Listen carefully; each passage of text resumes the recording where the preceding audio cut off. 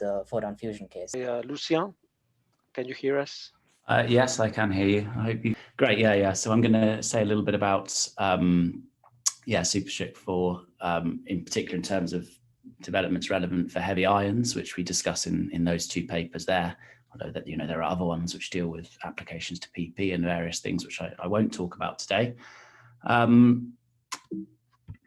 So yeah, first of all, to motivate, I don't think I really need to motivate this again, given that everyone's here at this workshop and will know very well the motivation, but just to sort of focus what I'm discussing on, that's going to be ultra peripheral photon initiated production. That's the sort of the mode of interest with respect to at least SuperChic.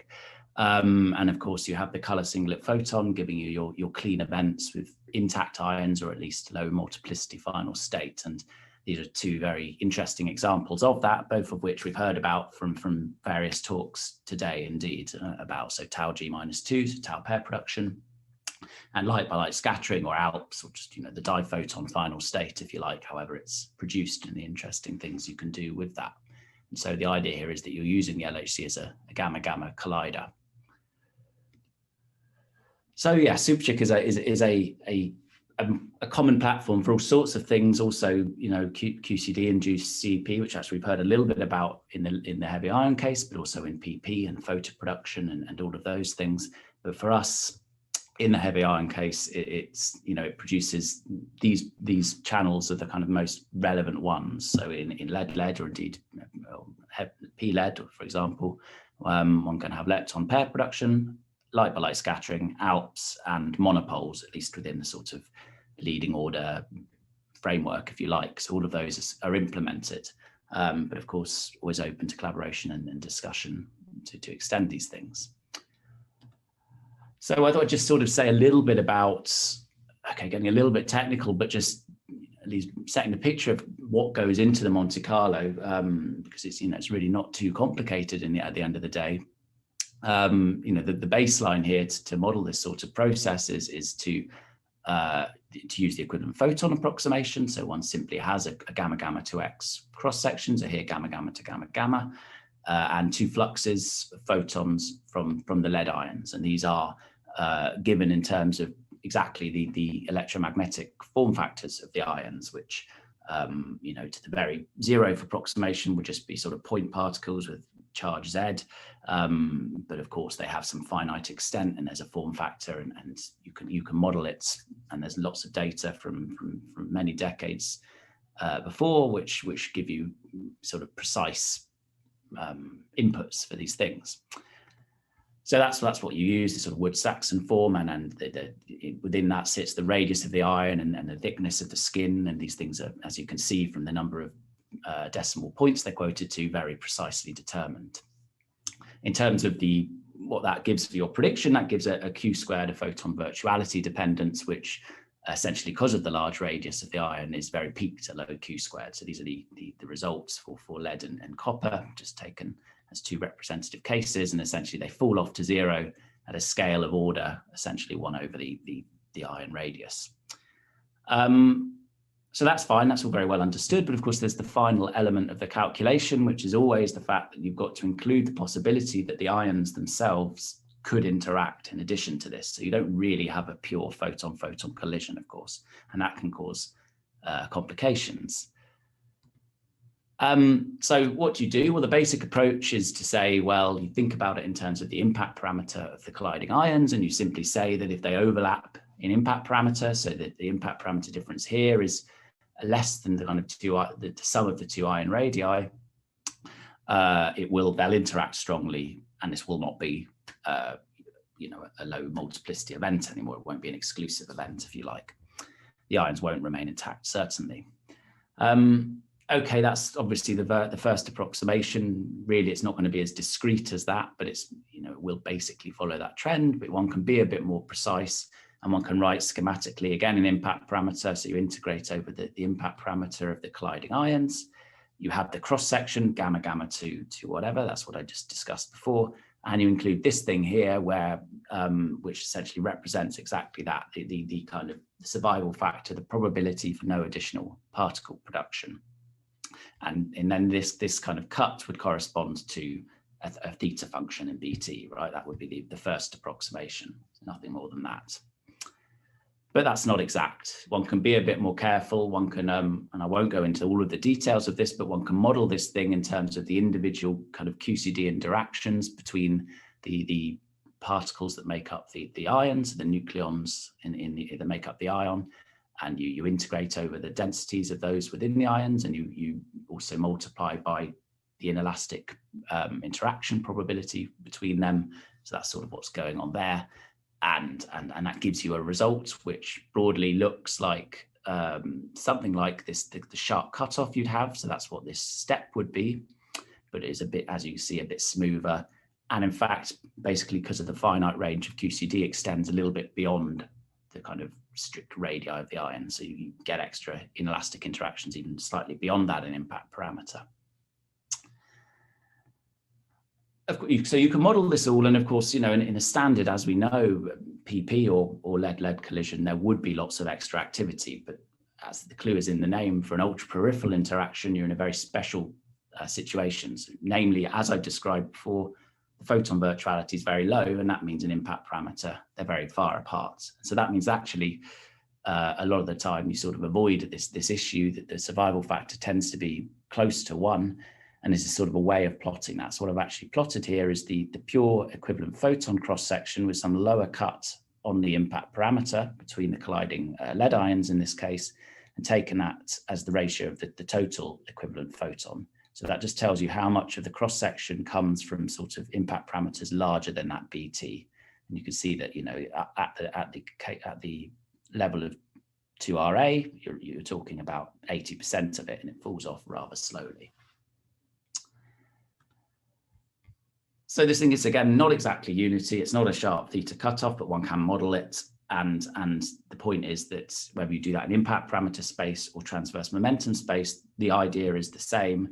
This thing depends on the kinematics of the process, in particular the transverse momentum of the photons, and also on the process itself. It's not a process independent quantity. That's the only thing I want to kind of make clear here. And so you need to include those things. And so you can do that, and we can make some predictions with the Monte Carlo. And then so this is what is shown here. So in the top plot is the survival factor as a function of the invariant mass. So this is for dimuon production. And then on the bottom is a function of the rapidity, again, for dimuon production. So clearly it's less than 1, but not too much less than 1. But that's only true to a certain approximation. And what you can see is that kinematics drive you for this thing to be much lower, or rather lower, as you, for example, increase the invariant mass of your system. And that's a generic statement. That's not limited to dimuon production. And you get some mild dependence on rapidity as well. So, these things that are there to be seen and should be included. So we can compare to data, actually. So it's a nice thing to comment on, which is that, okay, of course, the focus here is on BSM, but you want to compare to the standard model to make sure you're along the right tracks as a first step. And so we have a nice measurement of this process here. So dimuon production from Atlas in lead-lead.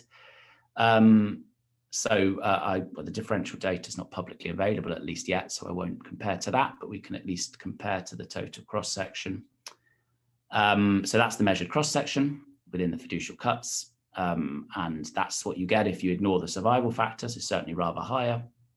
You include it, it goes down, but one can see, and then also include the effect of FSR from the actual muons, that takes you down a little bit more, and you end up with 37.3, which if you squint doesn't look too bad, but actually is overshooting by about 4 sigma. So depending on what your standards are, is not necessarily ideal. On the other hand, if Starlight, which is another Monte Carlo that does this as well, actually undershoots by a rather similar amount. So something's going on here, clearly. First of all, neither of them are perfectly agreeing with the data. Second of all, the two Monte Carlos themselves actually go in different directions. So what's going on there?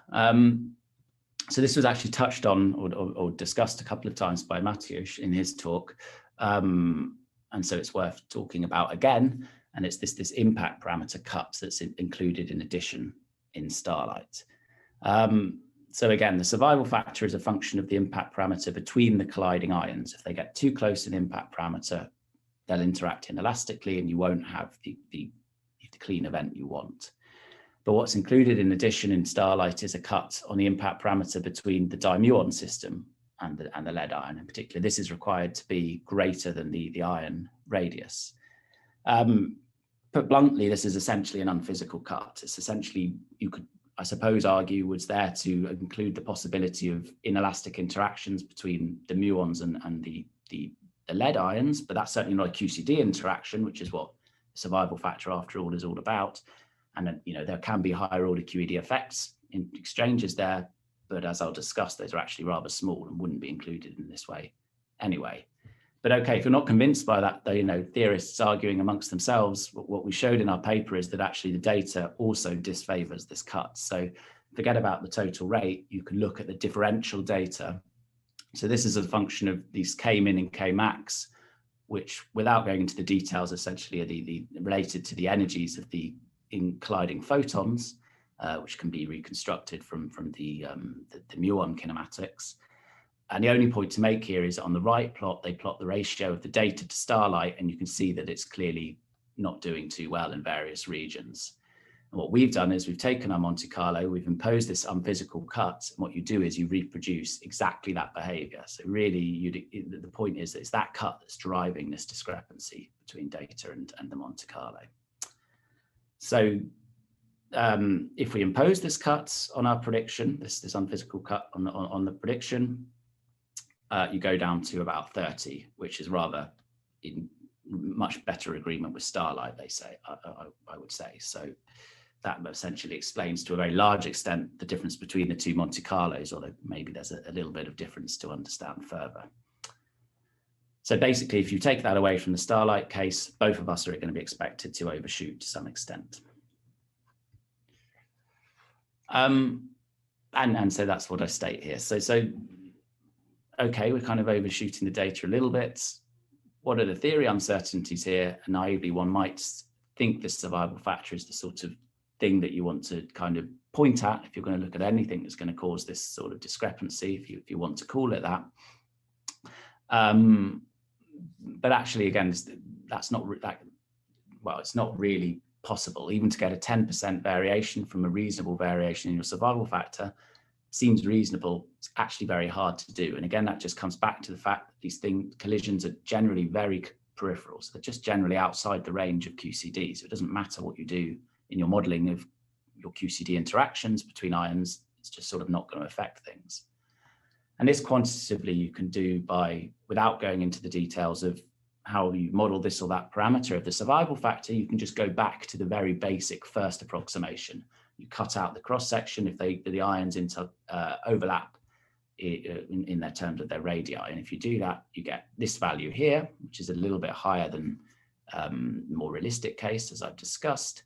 And if you want to modify the survival factor to bring you down into better agreement with the Atlas data, you've got to impose something rather severe, which is that out to 3 units in the ion radius, the cross section goes to 0. So in other words, you'd be talking about QCD interactions happening over a range of about 7 femtometers.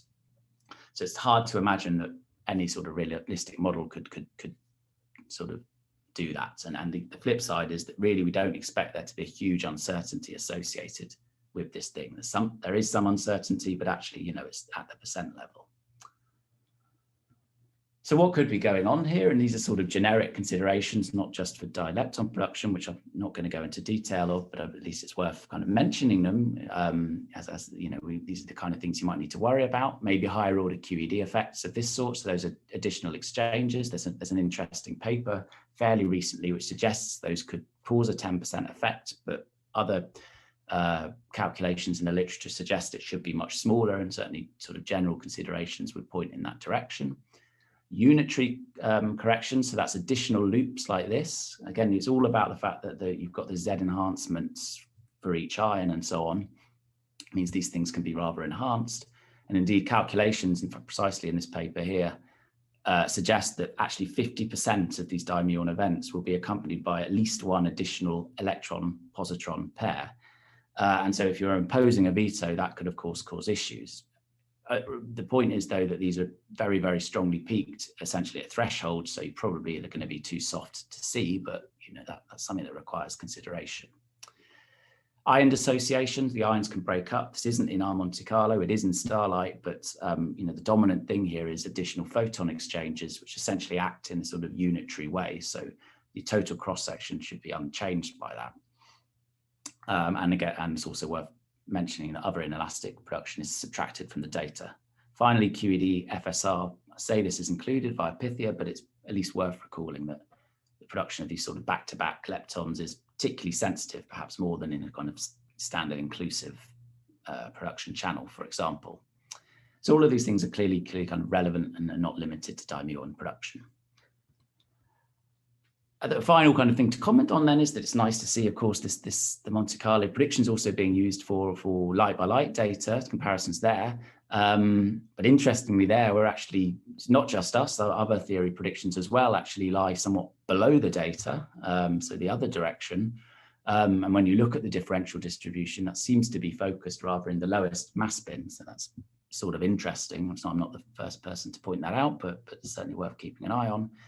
But again, clearly with all of these sort of points, it's always having some sort of calibration or comparison to other processes such as dimuon production will kind of be key for interpreting these things, I would say.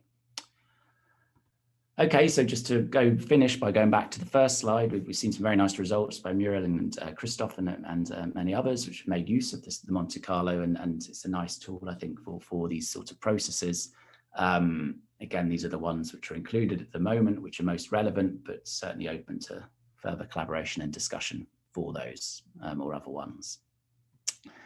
And yes, I'll leave it there and leave my brief summary for you to read. Thank you. Thank you, Lucian. Questions, comments to this nice overview of this Monte Carlo that is a standard Monte Carlo in the photon community with ions. Before, I'm not sure if you were connected, but Mateusz presented the idea to measure G-2 of the tau lepton via gamma-gamma. Yes. And he proposed to take ratios of gamma-gamma tau-tau or gamma-gamma dielectrons, dimuons, of course, at the same mass. Do you think that's a way, that's a reasonable way to get rid of all or part of the uncertainties and differences that we see among models, or not? Well, it's for sure for the survival factor, that should be fairly similar, so that it will help there, for example. One of the things he directly commented on was this cut, the BT cut, which I think in any case is not a genuine uncertainty, so that's sort of separate, but that's, as I say, that's a little bit separate, but for the survival factors, certainly. And, for some of these other effects as well, potentially as well, but of course, higher order QED effects will be a bit different between taus and muons because of the different mass, so it's never going to work 100%. But yes, I think broadly, yeah, I agree. I mean, I think, however you exactly do it, I think you need to have the comparison there to things like dimuon production to kind of guide you, right? And then taking ratios is sort of a good way of doing that. But we do have the data already. We have let gamma-gamma going to dielectrons from Atlas and CMS. CMS in our light-by-light paper, the leading background, as you know, is gamma-gamma to dielectrons, and we need to control this. And both Atlas, CMS, and we have measured gamma-gamma to dielectrons and gamma-gamma to dimuons. Can we take just the ratio of those two and see differentially and see how this compares to the different models? Yeah. Well, I think absolutely that. I mean, so I've compared to this Atlas measurement because, as far as I know, that's the only one where, as you say, they're dealt with as backgrounds in your light by light measurements, but I don't believe you present predictions that I could compare to directly. But yeah, for sure. For sure, I think this can't be the end of the story, right? There seems to be some, if we're just talking about this, there seems to be some difference there, but what would be nice to do is to look at this differentially and see, for example, the survival factor is predicted to have a kinematic dependence. Do you see that? etc., etc. You know, that's the kind of thing you'd like to start looking at. So not just looking at the total cross section, which can only tell you so much. So I think that's definitely useful.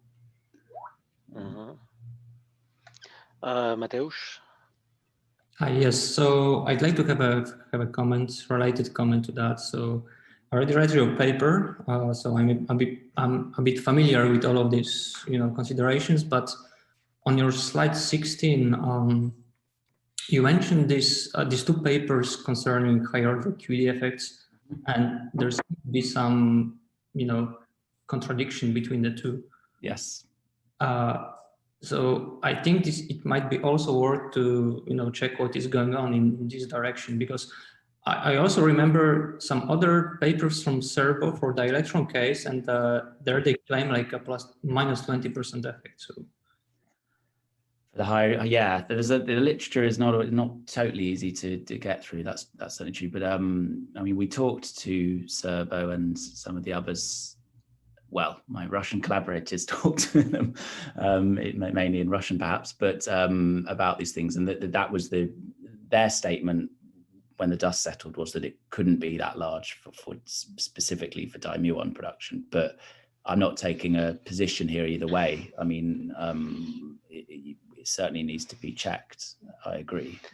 One can't dismiss it out of hand. But those higher order corrections for ions, there were many studies at Chic in the early 2000s, and those indeed led to 10-20% decrease of the cross sections.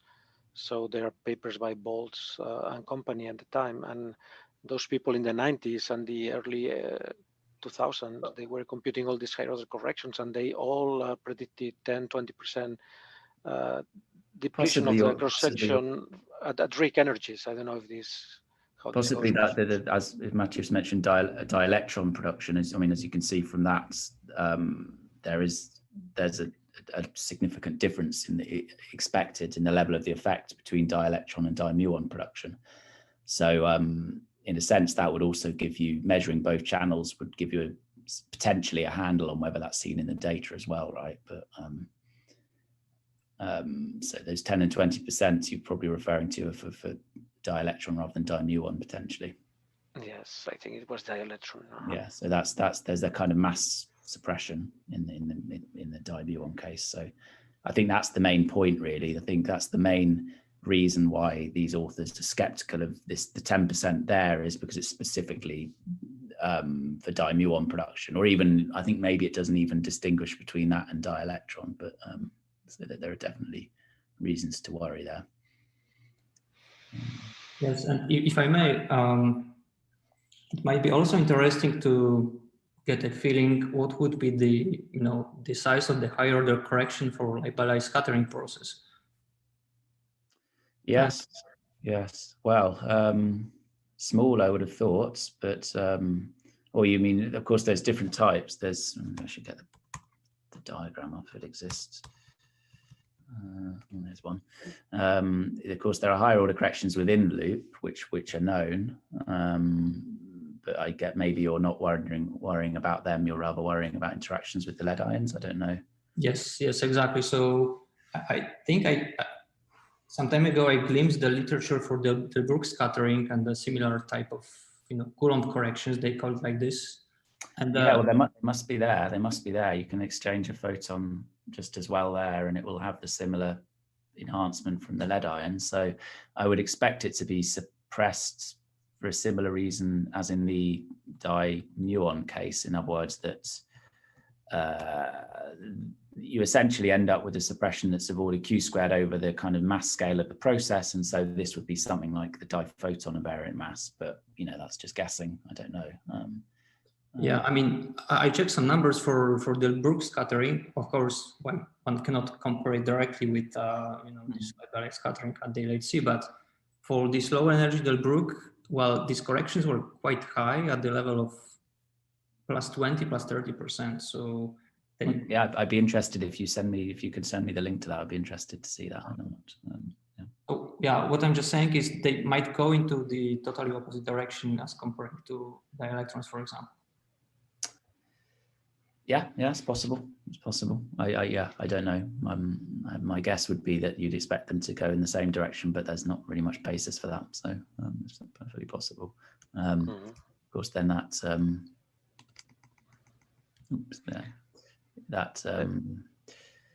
that would push you up towards that. You're hoping, you would think, maybe, but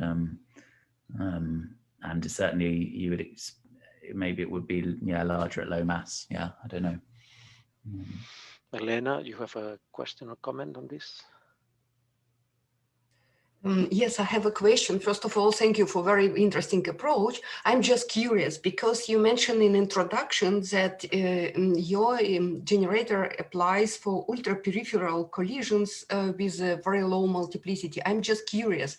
In this case, your heavy ion can still overlap and make some hadronic reactions or not? Is it really ultra-peripheral collisions?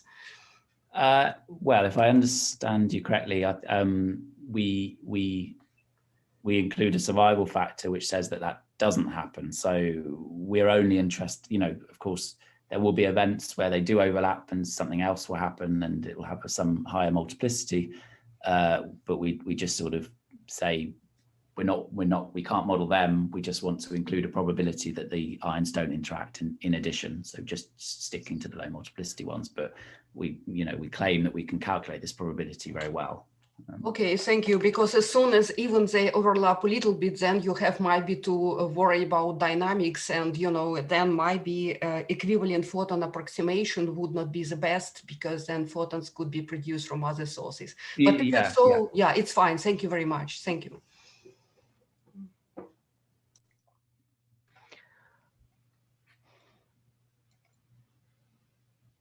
Any other question? So if that's not the case, we close the meeting here. We thank all the speakers and we meet again tomorrow at 2 p.m. Geneva time.